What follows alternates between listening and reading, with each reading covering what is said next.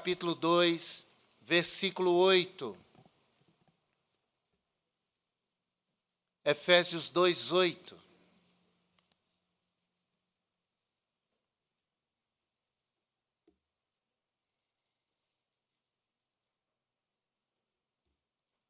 Efésios 2, verso 8. Vamos ler juntos este versículo, bem forte, compassado, porém com muita força. Vamos juntos? Porque pela graça sois salvos por meio da fé, e isto não vem de vós, é dom de Deus. Obrigado, Pai, pela tua palavra. Ó Espírito Santo, fala conosco. Nós pedimos em nome de Jesus. Amém. Podem sentar. Os diferentes aspectos da salvação.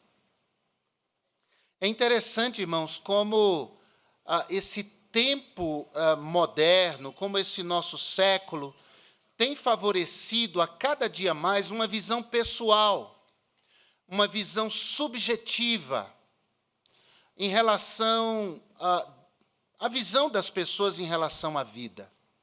Não é incomum que as pessoas tenham, hoje em dia, opinião sobre tudo, mesmo que elas não sejam especializadas naquela área.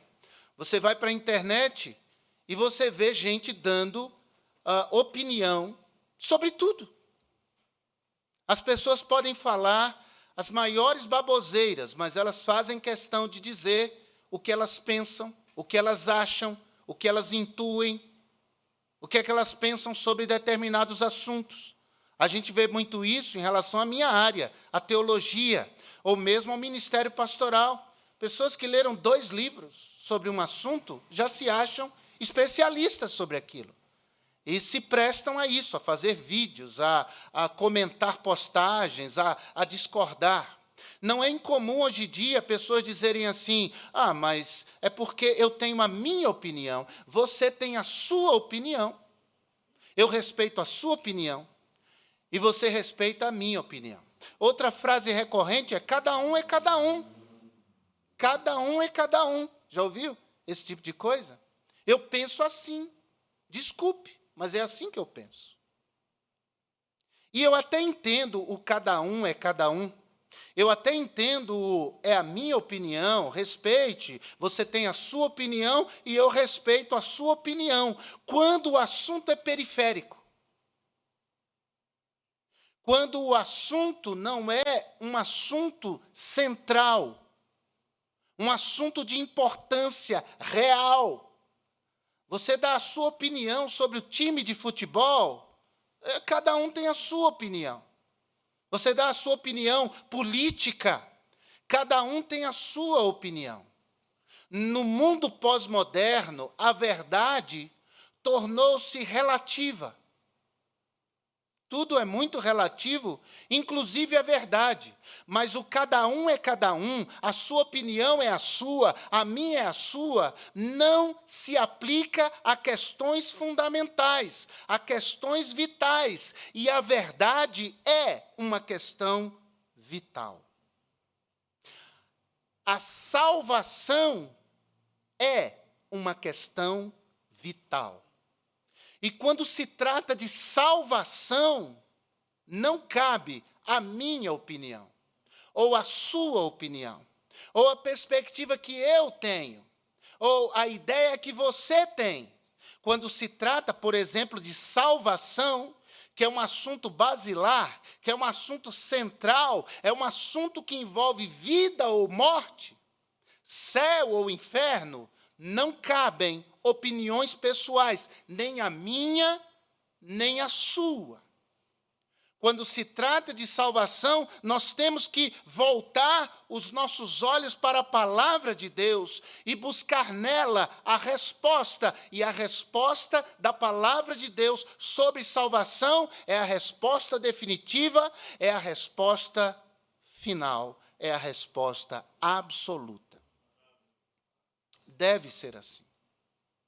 E eu noto, irmãos, que no meio evangélico, eu nem vou falar das pessoas fora desse meio.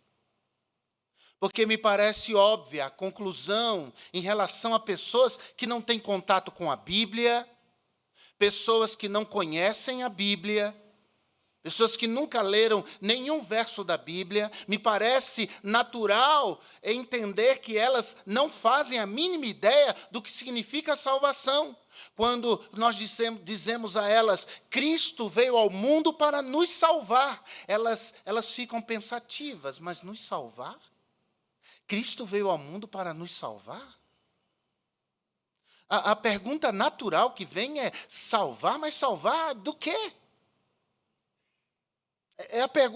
É a resposta mais comum em forma de pergunta. Do que Jesus veio me salvar? Do que é que eu deveria ser salvo? Qual é a necessidade de eu ser salvo? Mas me espanta é quando no meio daqueles que se dizem povo de Deus, há uma tremenda confusão sobre o que significa salvação. E irmãos, pasmem, as surpresas negativas que temos quando perguntamos a um crente, Cristo veio ao mundo nos salvar de quê? Muitos não sabem. Ou quando respondem erradamente. A sua visão sobre a salvação não é a visão que a palavra de Deus nos apresenta, mas uma visão que lhe foi vendida, entre aspas, que lhe foi ensinada, uma visão de homens, uma visão pessoal, uma visão denominacional, e não aquilo que, de fato, a Bíblia diz sobre salvação. Talvez haja alguém aqui que se diz crente em Jesus e que não sabe explicar essa questão. Somos salvos de quê? Somos salvos para quê? Somos salvos por quê? A palavra salvação e suas variações na Bíblia se encontra em torno de 140 vezes. A palavra salvação e suas variações. Há uma palavra grega para salvar, é um verbo, sozo. E há uma outra palavra grega para o substantivo salvação, é a palavra soteria. Essas palavras estão na Bíblia. A questão é que nem sempre a palavra salvação está relacionado a uma determinada coisa que pensamos.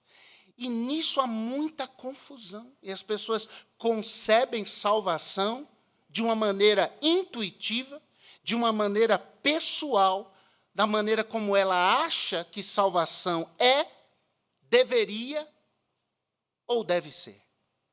Vamos pensar sobre alguns aspectos da salvação na Bíblia. Primeiro, a Bíblia fala de salvação no sentido de livramento de enfermidades. O livro de Atos, capítulo 4, versículo 9. Abra sua Bíblia aí, por favor. Atos, capítulo 4, verso 9. Você está ao lado de alguém sem Bíblia? Junte-se com ele, que a Bíblia fale mais do que o pregador. Atos, capítulo 4, versículo 9. A palavra de Deus acerca de salvação, assim nos diz: visto que hoje somos interrogados acerca do benefício feito a um homem enfermo e do modo como foi curado. Algumas traduções que trazem o modo como foi salvo, porque embora na minha Bíblia esteja curado, a palavra ali é sozo. Pedro disse, ele foi salvo. A questão é salvo de quê? Não é salvo de ir para o inferno, mas Pedro está dizendo, pela eficácia do poder de Deus, nós curamos este paralítico e ele foi salvo da sua enfermidade. Ele se tornou livre desta enfermidade que o assolava por tanto tempo. O próprio Jesus declarou àquela mulher que há 12 anos tinha uma enfermidade crônica, um fluxo de sangue que não cessava. Ela desprendeu todos os seus recursos e vendo que Jesus passaria por ali, e vendo que Jesus efetivamente estava passando, ela rompeu os obstáculos da multidão, tocou em Jesus e foi curada da sua enfermidade. A hemorragia cessou. E quando Jesus diz quem me tocou, e aquela mulher se apresenta, Jesus diz a ela em Marcos 5:34, e ele lhe disse: filha, a tua fé te salvou. Outras versões ou traduções já trazem: a tua fé te curou. Vai em paz e ser curada deste mal. A mesma coisa Lucas registra no capítulo 8, versículo 47 e 48. Portanto, há um aspecto da salvação na Bíblia que não diz respeito a ir para o céu ou para o inferno, mas diz respeito a alguém ser liberto, ser curado de uma enfermidade. E nós cremos que Deus é poderoso para salvar uma pessoa de uma enfermidade. Por isso nós temos uma lista de oração. Isso aqui não é para ocupar o espaço do culto. Não é porque nós não temos algo mais importante para fazer no culto. Nós lemos uma lista de oração com mais de 100 nomes na quarta-feira e lemos alguns nomes no domingo pela manhã e no domingo à noite, porque nós cremos que Deus é poderoso para curar. Nós cremos que Deus intervém na vida das pessoas. Nós cremos que Deus livra pessoas da enfermidade. Deus já me livrou de enfermidades. Eu sou testemunha disso e muita gente aqui também é. Deus é poderoso para nos salvar de enfermidades, pessoas deste mal físico. Mas, em segundo lugar, a Bíblia fala de salvação no sentido de livramento de perigos terrenos. Veja aí na sua Bíblia, Mateus, capítulo 14, versículo 30. Mateus 14, versículo 30. Mateus 14, verso 30. É o episódio de Pedro andando por sobre as águas. E no verso 30, mas sentindo o vento forte, teve medo e começou a ir para o fundo e clamou dizendo: Senhor, salva-me. E será que Pedro estava dizendo: Senhor, leva-me para o céu? Salva-me. Era exatamente o oposto. Ele não queria ir para o céu. Ele não queria morrer. Ele: salva-me, me livra desse perigo de morte. Essa é a realidade.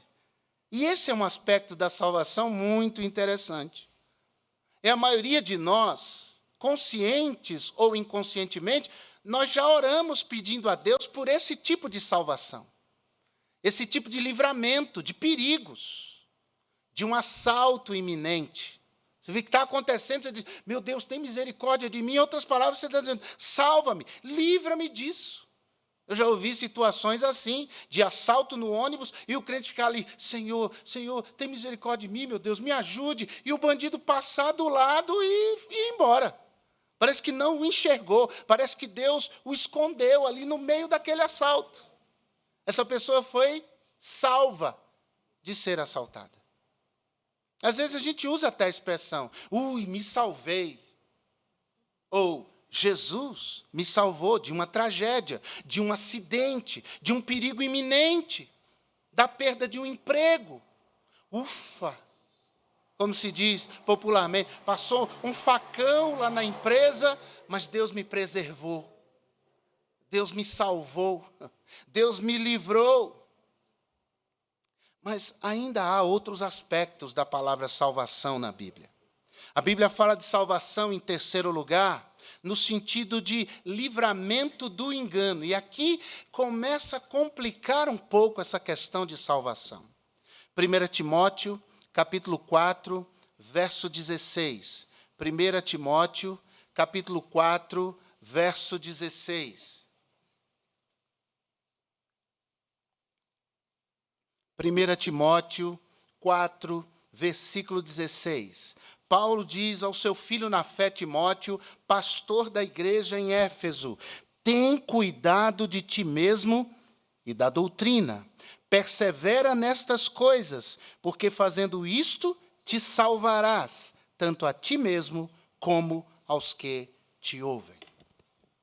Vejam a importância de lermos a Bíblia, de estudarmos a Bíblia, de frequentarmos a escola dominical. Irmãos, hoje pela manhã, um casal veio nos visitar aqui, e ao final do culto, na porta, nós conversando, e ele disse assim, nós éramos de determinada igreja, nós saímos de lá, porque nós estamos procurando uma igreja que pregue a Bíblia, uma igreja que ensine a Bíblia, uma igreja que faça da Bíblia, de fato, o seu objeto de estudo, e de pregação e de ensino.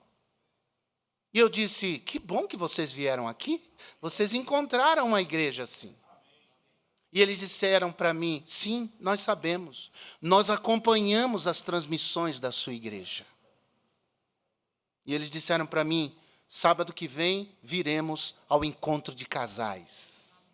Próximo sábado, dia 12, traga salgados, traga convidados, casais casados e noivos, eu esqueci de avisar.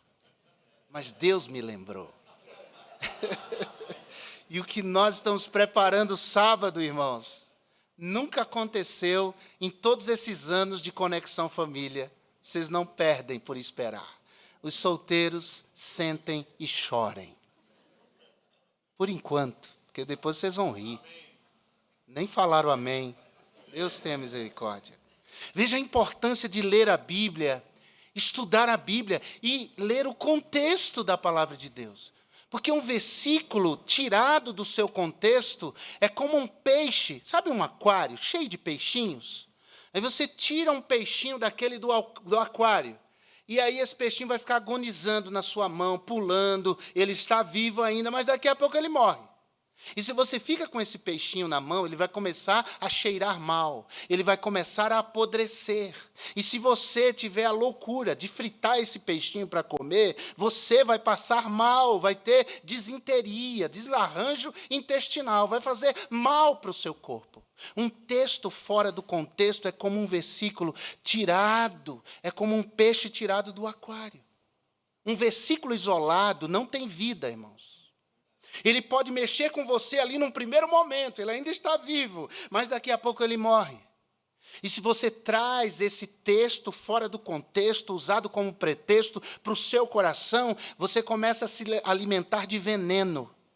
Aquilo não é palavra de Deus. Aquilo é palavra torcida de homens.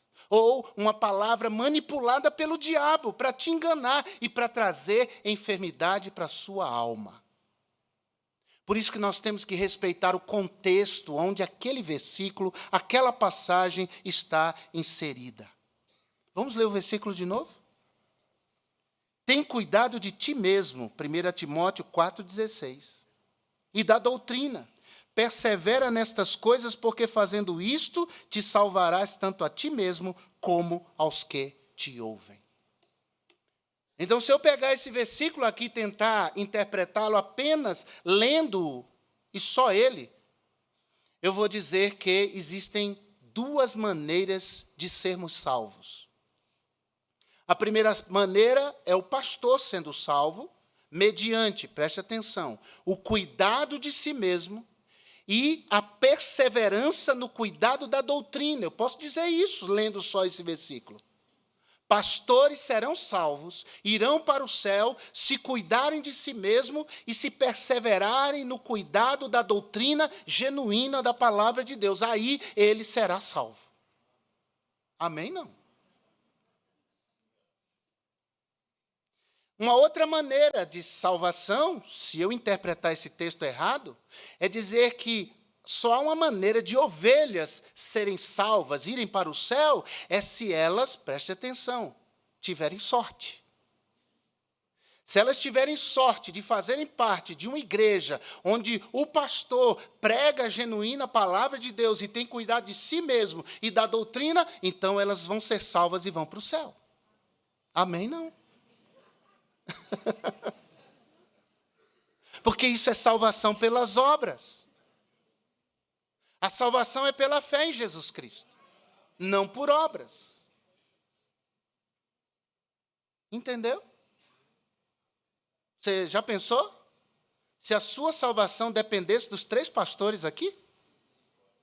Eu só vou ser salvo se os 3 pastores, eles tiverem cuidado de si mesmo e da doutrina constantemente. Porque se eles se desviarem da doutrina, eu perco a minha salvação. E eles também vão para o inferno. Mas o texto não está dizendo isso. Vamos ler o texto? Vamos entrar no aquário para ver os peixinhos? Capítulo 4, versículo 1. Mas o Espírito expressamente diz que nos últimos dias apostatarão alguns da fé. O que é apostatar? É negar a fé. São pessoas que pregaram a palavra genuína e num dado momento da sua história disseram, não, isso aí não é verdade. Ou eles torceram, eles mudaram tudo. Dando ouvidos a espíritos enganadores e a doutrinas de demônios. Muita gente, irmãos, tem sido enganada em nossos dias por falsos pastores que deram ouvidos a espíritos enganadores, a doutrinas de demônios e não a palavra de Deus. Verso 2. Pela hipocrisia de homens que falam mentiras, tendo cauterizado a sua própria consciência, proibindo o casamento. Você conhece alguma religião que proíbe o casamento? Eu conheço. Eu conheço. Você não pode casar. Você é religioso? Você não pode casar. Eu conheço. A Bíblia fala que isso está errado. Continuando lá. Pela hipocrisia de homens que falam mentira, tendo a consciência cauterizada, proibindo o casamento e ordenando a abstinência dos alimentos que Deus criou para os fiéis. Conhece alguma religião que proíbe alimentos? Eu conheço. Não pode comer costeleta de porco. Não pode. Não pode. Não pode tomar café. Não pode. Proibindo alimentos. A Bíblia fala contra isso. Presta atenção. Continuando lá. Alimentos que Deus criou para os fiéis e para os que conhecem a verdade, a fim de usarem deles com ação de graças. A gente tem que colocar costeleta de porco diante de nós, um purê, um arroz, uma salada e dizer, muito obrigado, Senhor. Muito obrigado, meu Deus. Muito obrigado.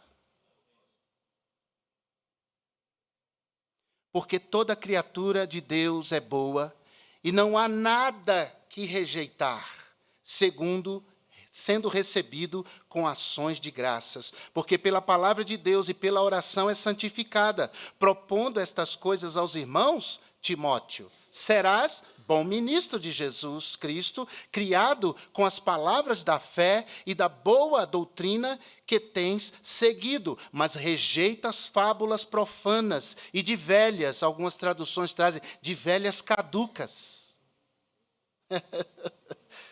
E ele vai dizendo, me perdi aqui, exercita-te a ti mesmo na piedade, porque o exercício corporal para pouco aproveita. Vá para a academia, faça exercício, faça caminhada, cuide da sua saúde, mas isso não é tudo. O proveito disso, comparado a outras coisas, é pouco.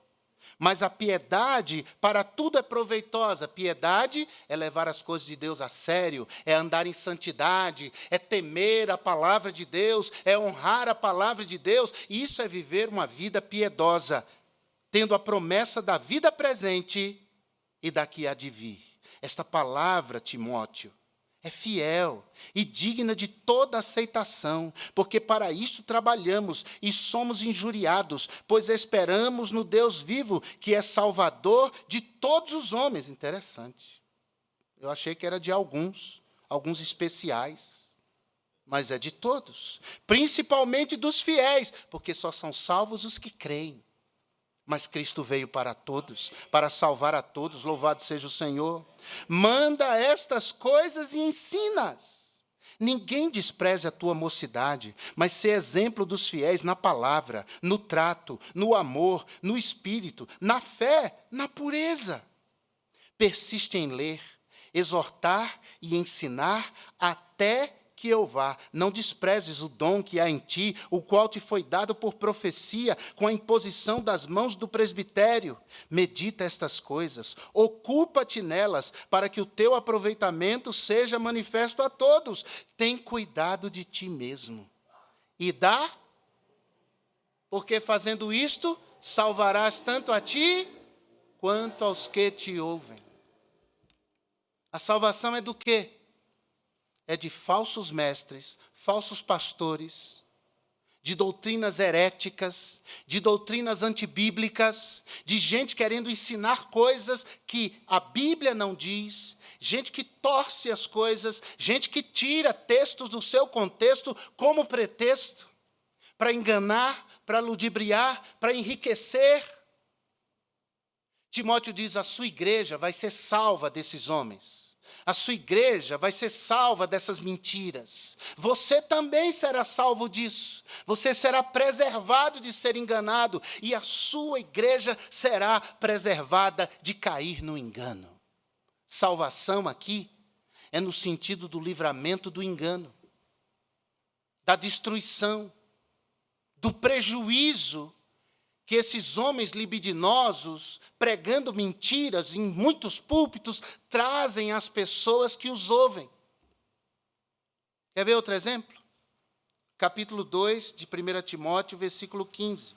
Aqui eu não vou me demorar, por causa do nosso tempo.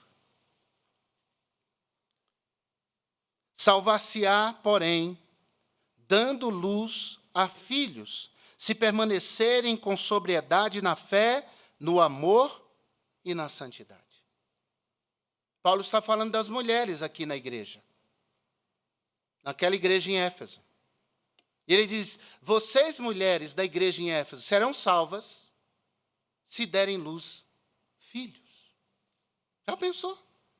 Se eu pego esse texto com um peixinho lá, tiro ele do aquário, e eu digo então, só vai para o céu mulheres que gerarem filhos. Já viu alguém pregando isso?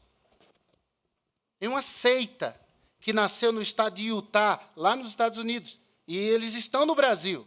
São templos bonitos, eles andam de camisa branca, calça preta, tem uma plaquinha aqui escrito não sei o quê. Eles ensinam isso.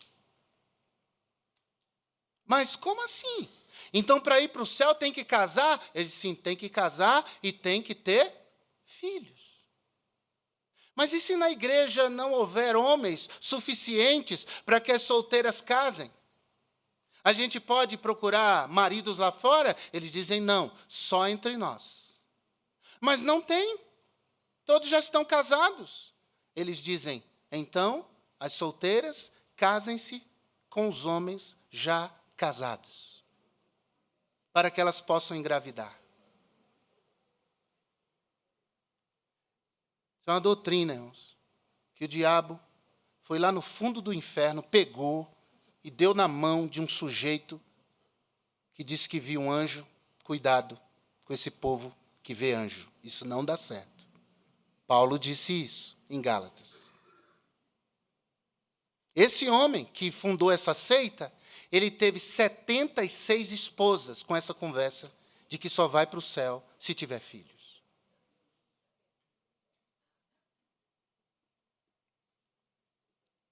Mas o que é que esse texto aqui está falando? Eu não vou explicar, leia o contexto.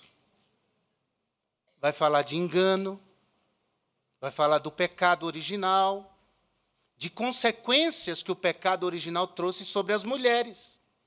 E como é que elas podem se livrar disso? Não permito que elas ensinem. Está tudo relacionado. Tudo relacionado. Não pode ser pastora. Está aqui, não tem como. Quer ser pastora? Paulo diz, dê luz a filhos e eduque eles, ensine eles, abra a Bíblia com eles, seja um exemplo para eles, faça-os crescer nos caminhos do Senhor. É isso.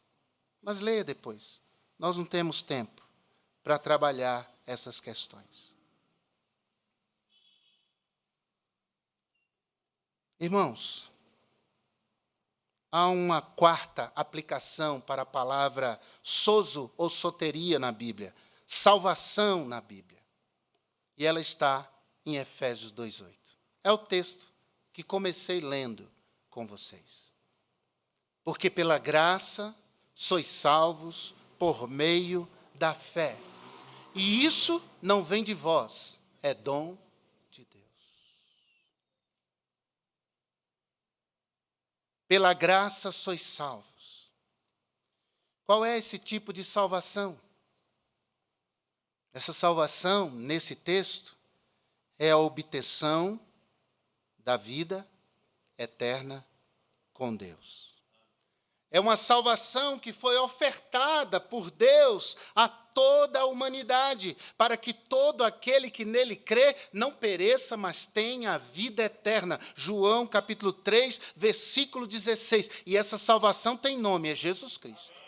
Ele disse, eu sou o caminho, a verdade e a vida. Não é a Igreja Batista o caminho, não é a Assembleia o caminho, não é a Católica o caminho, não é qualquer denominação ou credo religioso o caminho é uma pessoa, o caminho é Jesus Cristo. É Ele a quem prego, e é esse Jesus que oferece uma salvação eficaz, verdadeira, transformadora a todo aquele que nele crê.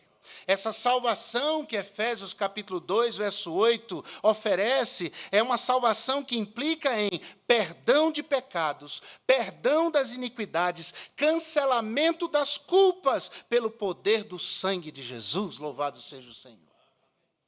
1 de João, capítulo 1, versículo de 7 a 9, mas se andarmos na luz, como Ele na luz está, temos comunhão uns com os outros, e o sangue de Jesus Cristo, seu Filho, nos purifica de todo pecado. Versículo 8 diz, se dissermos que não temos pecado, enganamo-nos a nós mesmos e não há verdade em nós. Mas o verso 9 é grandioso. Se confessarmos os nossos pecados, Ele é fiel e justo para nos perdoar os pecados e nos purificar de toda injustiça. É dessa salvação que eu estou lhes falando agora. É a salvação que nos importa. É a salvação que precisamos, é a salvação que a nossa família precisa, que os nossos amigos precisam, é a salvação que as pessoas desse bairro precisam, é a salvação que ao entregar um convite, entregar um folheto, nós estamos anunciando. Nós não estamos anunciando a nossa igreja não salva, nenhuma igreja salva, nós estamos anunciando aquele que é o único que pode salvar, e é o Senhor Jesus Cristo. Cura é importante ser salvo de uma enfermidade, sim, é importante ser salvo de um perigo, de um assalto, de um desemprego, de um acidente, é importante sim, é importante frequentar uma igreja doutrinariamente sadia, é muito importante, mas gente, eu posso ser curado de enfermidades, mas um dia eu vou morrer. Eu posso escapar de perigos nessa vida, ser salvo de perigos nessa vida, mas um dia eu não escaparei do mal irremediável chamado morte. Eu posso frequentar uma boa igreja, doutrinariamente saudável, mas um dia também vou morrer. Essas salvações anteriores não têm poder frente à morte. Mas esta salvação de Efésios 2:8, a salvação que Cristo oferece, essa livra da condenação, essa livra do inferno, essa livra das culpas, essa livra da tristeza, essa livra do desânimo, essa livra do inferno, e essa leva para o céu. Glória a Deus. Jesus disse em João 5:24, quem ouve a minha palavra e crê naquele que me enviou, tem vida eterna. Não entrará em condenação, mas já passou da morte para a vida. É essa salvação que nós temos que buscar. É essa salvação que nós temos que esperar. É essa salvação que temos de agarrar.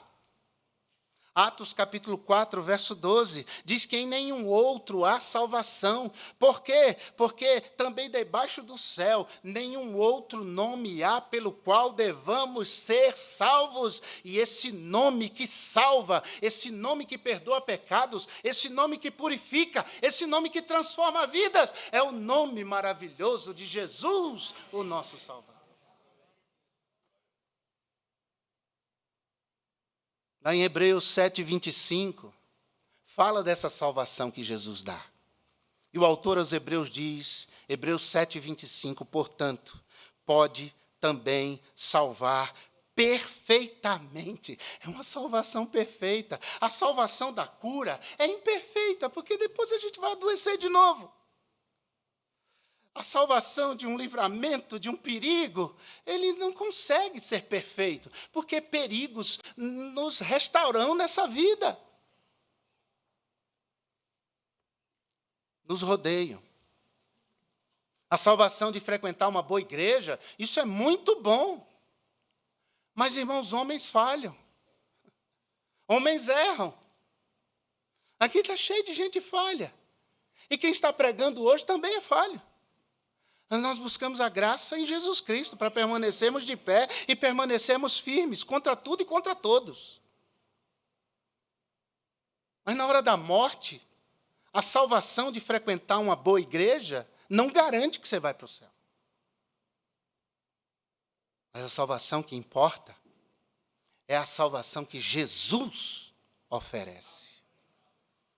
E se você crer em Cristo, se você entregar sua vida a Cristo hoje, se você invocar o nome do Senhor, porque a Bíblia diz em Romanos 10, 13, todo aquele que invocar o nome do Senhor será, e não é salvo de doença, não é salvo de perigos, não é salvo de uma igreja apóstata, mas é salvo dos seus pecados, é salvo da condenação, é salvo do inferno e é salvo para uma vida eterna com Jesus Cristo. Louvado seja o nome do Senhor.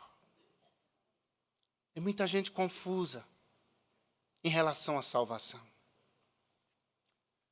Não é, irmãos, não é incomum vermos pessoas vindo à igreja em busca de cura. E não que nós não possamos buscar e clamar a Deus por cura, Deus é poderoso. Eu já vi gente vindo à igreja porque estava sendo ameaçado de morte e veio pedir oração.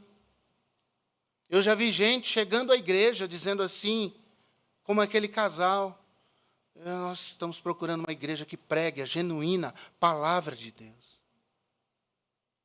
Mas nós temos que vir à igreja pensando em outra salvação, a salvação das nossas almas. O perdão dos nossos pecados, o cancelamento das nossas dívidas com a eternidade, com Deus. Temos que pensar em ir para o céu. Porque essas pessoas que vêm buscar essas outras salvações vão morrer. Eu mesmo, irmão, já preguei no velório de alguns. Me lembro anos atrás que fui a São José dos Campos e preguei no velório de um homem que foi a uma dessas igrejas que pregam qualquer coisa, menos o verdadeiro evangelho. Essas igrejas que pinçam versículos, fora do seu contexto, e ensinam mentiras. E ele ouviu que tudo é possível ao que crê. E disse assim, se você crê, jogue o seu remédio fora. Aquele homem tinha problemas sérios, cardíacos, ele jogou o remédio fora. Um homem que fala isso é um criminoso. E há pessoas que acreditam. Ele jogou a caixa de remédio fora e parou de tomar. Eu tomo posse dessa bênção. Se creres, verás a glória de Deus. E ele viu mesmo. Porque eu preguei no velório dele. O miserável que disse isso a ele não estava lá. Quem ficou a noite toda com a família no cemitério fui eu, porque ele é parente de uma senhora da igreja. E eu fui dar assistência lá. Eu me lembro, nesses 32 anos de ministério pastoral, de pelo menos três situações em que eu preguei em velório de pessoas contaminadas pela mentira, pelo engano, ludibriadas, que foram em busca da salvação financeira, que foram em busca da salvação familiar, que foram em busca da salvação do emprego, que foram em busca... Eu me lembro de uma vez estar pregando, um homem veio à frente e disse: pastor, ora pela minha carteira de trabalho. Eu disse: nós não oramos por carteira de trabalho, nós oramos pelos trabalhadores. A pessoa está buscando uma salvação e achando nisso uma grande vantagem. Meu Deus do céu! Quando elas morrem, elas abrem os olhos no inferno porque buscaram a salvação errada. Por isso, você deve hoje à noite honestamente perguntar: eu sou salvo? Eu sou salvo de verdade? Essa salvação de Efésios 2:8, que é pela graça, por meio da fé, que não vem de nós, que é dom de Deus, eu sou salvo, eu tenho certeza da vida eterna, é uma pergunta que você não pode fugir. Você pode fugir da pergunta: e aí, vai casar quando? E você diz assim: a gente está vendo, você foge. E aí aquele emprego lá, quando é? Você diz: não sei, estou esperando a resposta. Você pode escapar de muitas perguntas. Perguntas que dizem respeito a coisas periféricas, a coisas sem tanta importância assim. Porque comparado à vida eterna, essas coisas não têm importância nenhuma. Mas dessa pergunta: você é salvo? Você tem certeza da sua salvação? Essa é uma pergunta que você não pode fugir. Sabe por quê? Porque quando vai casar, você foge e pronto. Nessa vida não tem repercussão quase nenhuma. E o emprego que está vendo nessa vida não tem repercussão quase nenhuma. Daqui a pouco as pessoas esquecem, tudo passa. Mas a pergunta: você é salvo? Você tem certeza de que você vai para o céu? Sem ter certeza que seus pecados foram realmente perdoados? Essa é uma pergunta, gente, que tem repercussões na eternidade. Se eu morro sem ter certeza da minha salvação, eu posso ter frequentado uma igreja séria como essa. Eu posso ter alcançado uma graça de cura, como muitos aqui alcançaram. Eu posso ter sido livre, poupado de perigos dessa vida dos mais variados. Se você não tem certeza da salvação, você vai para o inferno. E depois para o lago de fogo e enxofre, que é a segunda morte. Você pode vir à igreja, gostar dos hinos, gostar do coral, pode até gostar do pregador. Tem gente que não gosta, mas paciência. Nem Jesus, né? Agradou todo mundo. Mas se você não é salvo, entregue-se a Jesus hoje. Que aquele que invocar o nome do Senhor será salvo. Diga no seu coração: Jesus, eu não tenho certeza da minha salvação. Eu não tenho certeza se eu sou salvo. Então eu invoco o teu nome agora, Jesus. Eu invoco o teu nome. Perdoa meus pecados. Jesus, me dá certeza da salvação. Eu entrego minha vida ao Senhor sem reservas. Aquele que invocar o nome do Senhor, diga: salva-me, Jesus. Salve a minha vida. Eu agora invoco pela fé o teu nome. Jesus é o nome que salva. Então eu invoco o nome do Senhor. Se você fizer isso, você será salvo. Você terá o perdão dos seus pecados. A culpa, o peso, a tristeza, o vazio vão ser arrancados do seu coração. E você vai viver salvo nessa vida e salvo na vida vindoura. Isso é salvação. E é essa salvação que essa igreja prega há mais de 60 anos. É a salvação que se chama Jesus Cristo. Você podia orar comigo agora. E você podia falar com Jesus nessa hora. eu quero me dirigir àqueles que têm certeza da sua salvação. Você está fazendo valer a pena a sua salvação? Como é a sua vida como salvo? É uma vida que reflete a vida de alguém que encontrou Jesus, que foi transformado, que foi perdoado, que vai para o céu? Você vive como um salvo? Se não, você é salvo mesmo? Você vive uma vida, uma salvação qualquer coisa? Uma fé qualquer coisa? É isso aí, a sua vida como salvo?